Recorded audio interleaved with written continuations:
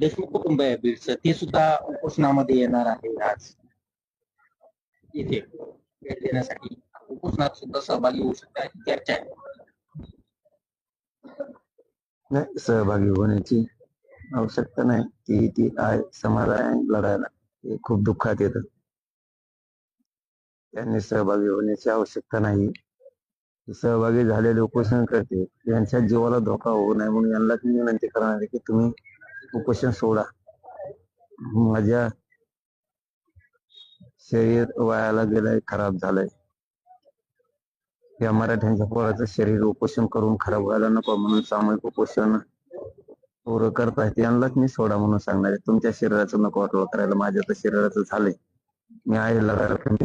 मी यांनाच आज विनंती करणार आहे की इथं बसलेल्या सगळ्या बांधवांनी उपोषण तुम्ही सोडा. ते बसून राहायला देतात चालेल, फक्त उपोषण सोडा. त्यांनी करून दाखवलंय ना, सामूहिक उपोषणाला बसा म्हणलं तर समाजाने बसून दाखवलंय ताकदीने.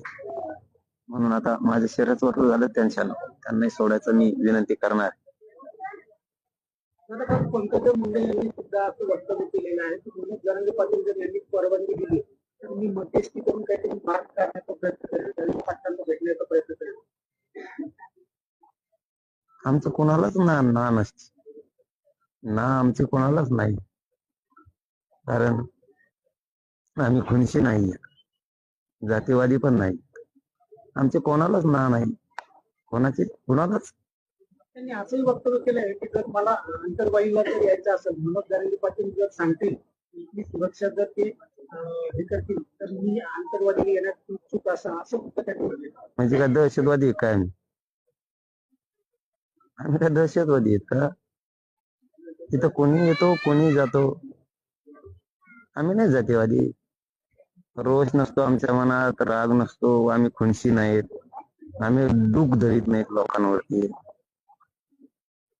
आम्हीच उलट दुःख धरणारला,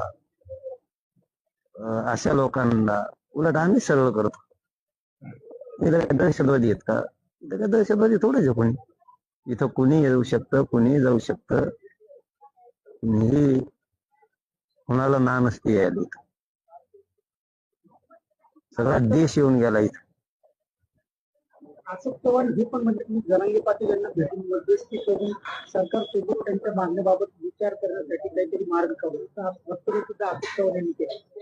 चांगली गोष्ट आहे ना, समाजाच्या लेकराचं कल्याण व्हावं एवढंच आमचं म्हणणं आहे. मध्यस्थी अशोकरावजी चव्हाण साहेबांनी करावी का आणखीन कुणी करावी, आमचे काय नाव असण्याचं काही कारण नाही. आमच्या गरीबाच्या लेकराचा आरक्षणाचा प्रश्न सुटावा एवढाच आमचा उद्देश, बाकी काय उद्देश. आमचा उद्देश दुसरा काही नाही. आमच्या लेकराला न्याय मिळावा गरीबाच्या. अशोकराव चव्हाण साहेब असतील, कुणीही असले, आम्हाला काय न्याय पाहिजे.